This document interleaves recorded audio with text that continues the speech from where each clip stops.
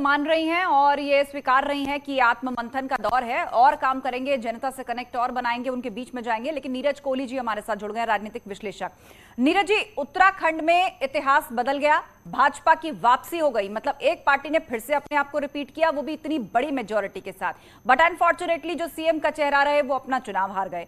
अब चर्चा इस बात को लेकर चल रही है कि अगला मुख्यमंत्री उत्तराखंड में कौन होगा। भाजपा कह रही है विधायकों के बीच से होगा, लेकिन पूर्व में हमने देखा है कि जो कयास होते हैं, जो सूत्र होते हैं, कई बार कुछ तीसरा ही सामने आता है जिसकी कल्पना कोई नहीं कर पाता।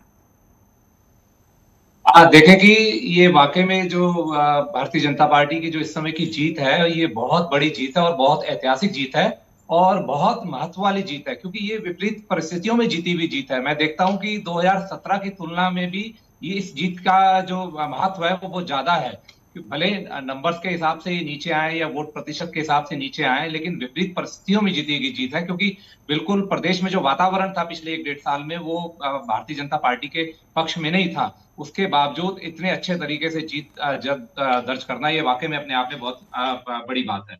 अब रही मुख्यमंत्री के सिलेक्शन की बात रही, हाँ, एक सेटबैक जरूर जरूर लगा है। ये बड़ा दुर्भाग्यपूर्ण भी रहा है और ये मुख्यमंत्री धामी के लिए भी दुर्भाग्यपूर्ण है और पार्टी के लिए, कि जिस चेहरे के बिहाफ पे आपने चुनाव लड़ा, वो चेहरा ही अपनी नैया नहीं पार लगा पाया। तो ये एक दुर्भाग्यपूर्ण भी है और ये पार्टी और सीएम धामी के लिए एक झटके जैसी बात है। अब रही चीफ मिनिस्टर्स के सिलेक्शन की, मुख्यमंत्री के सिलेक्शन की बात जो आपने कही है, अब वैसे तो अगर बीजेपी के पिछला थोड़ा सा इतिहास देखते हैं, तो हिमाचल का मुझे इतिहास याद है कि प्रेम कुमार धूमल जो है, वो उन्होंने भारतीय जनता पार्टी की हिमाचल में बिल्कुल पुरजोर तरीके से वापसी कराई थी वहां पर, लेकिन वो खुद स्वयं चुनाव हार गए थे। उत्तराखंड जैसी स्थिति थी हिमाचल में और उनके लिए भी बहुत सारे विधायक खड़े हो गए थे सीट छोड़ने के लिए। लेकिन वहां पर जो फिर सिलेक्शन हुआ, तो जो चुने हुए विधायक आए, उन्हीं में से पार्टी ने सेलेक्ट करा था चीफ मिनिस्टर को। तो मुझे लगता है अगर हिमाचल को देखेंगे तो हो सकता है कि वही वाला पैटर्न उत्तराखंड में अगर ये लोग लागू करेंगे, तो फिर तो चुने हुए विधायकों में से ही मुख्यमंत्री चुना जाएगा। लेकिन अगर जिस तरीके से चुनाव में जाने से पहले और चुनाव प्रचार हो रहा था और बड़े बड़े लीडर्स जो हैं, प्रधानमंत्री नरेंद्र मोदी जी जी। और अमित शाह, जेपी नड्डा, सबने जिस बिल्कुल, और तरीके इसको से बहुत बड़ा फैक्टर माना जा रहा है कि उत्तराखंड में जिस प्रचंड तरीके से भाजपा की वापसी हुई है, उसमें मोदी फैक्टर बहुत अहम रहा है। जिस तरह हमने देखा कि वहां पर ना सिर्फ गृह मंत्री अमित शाह से लेकर प्रधानमंत्री मोदी ने ताबड़तोड़ रैलियां करी, उनकी बातें, उनके उत्तराखंड को लेकर विजन और ये कहना कि आने वाला दशक पहाड़ का है, ये बातें जनता के जहन पर जो है वो बहुत गहरी छाप छोड़ गई। नतीजों के माध्यम से ये समझ में आता है। नेहा का रुख करते हैं। नेहा जी, ये बताइए कि वैसे तो ये कहा जा रहा है कि विधायक दल के बीच में से ही नेता होगा, लेकिन पुष्कर सिंह धामी का हारना कहीं ना कहीं एक मायूसी भी देकर गया है उनके समर्थकों को, और एक मैसेज के तौर पर भी, जैसे कांग्रेस की तरफ से तंज कसा जा रहा था अभी कि हम उम्मीद करते हैं कि एक ही मुख्यमंत्री मिले आने वाले 5 सालों में। कुछ समर्थक ये भी कह रहे हैं कि हम सीट छोड़ देते हैं, पुष्कर सिंह धामी वहां से चुनाव लड़ सकते हैं।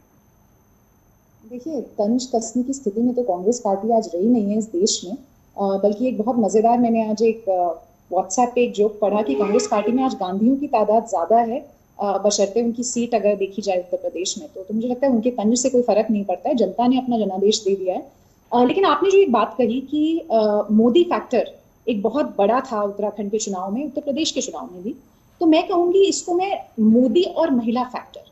अगर आप देखेंगे कि जब उत्तराखंड में वोट प्रतिशत जो बढ़ा और खासकर महिलाओं का 7% ज्यादा जब वोट पड़ा महिलाओं का, तो उसी दिन कहीं ना कहीं एक जो हमारे इंटरनल सर्वेस थे वो दिखाने लगे थे कि भारतीय जनता पार्टी बहुत बहुमत के साथ सरकार बनाने जा रही है।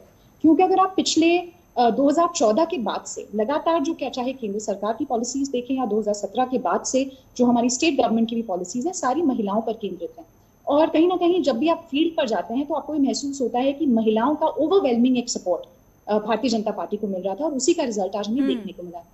जहां तक पुष्कर सिंह धामी जी का सवाल है, एक युवा होने के नाते, भारतीय जनता पार्टी के एक कार्यकर्ता होने के नाते जरूर एक टीस है, एक मायूसी है कि हमारे जो नेता थे वो चुनाव अपना हार गए हैं। लेकिन अगर मैं उनकी सक्रियता देखूं, जिस तरीके से मोदी धामी के नाम पर हम चुनाव में गए, कोई उसमें कोताही नहीं थी कि वो हमारे लीडर हैं, हमारा सीएम का चेहरा है, और हमारे नेता का साथ छोड़ देना, क्योंकि केवल वो एक चुनाव हार गए। चुनाव लोकतांत्रिक प्रक्रिया का हिस्सा है, हार जीत होती रहती है। हरीश रावत जी मुझे लगता है जितने अपने करियर में चुनाव लड़े हैं उससे ज्यादा चुनाव हारे हैं, उसके बाद भी कांग्रेस ही उनको उत्तराखंड में कांग्रेस का सबसे बड़ा नेता बताते हैं। तो मुझे लगता है एक चुनाव तय नहीं करता किसी भी नेता का आगे का भविष्य। युवा हैं, ठीक है। नेतृत्व क्षमता उन्होंने दिखाया कि कैसे उन्होंने भारतीय जनता पार्टी का ग्राफ लगातार पिछले अपने कार्यकाल में बढ़ाया है। तो ठीक आगे है, उनका भविष्य महिलाओं बहुत की उज्जवल आपने होने बात वाला है, की, कांग्रेस को उसकी युवाओं चिंता की करने आपने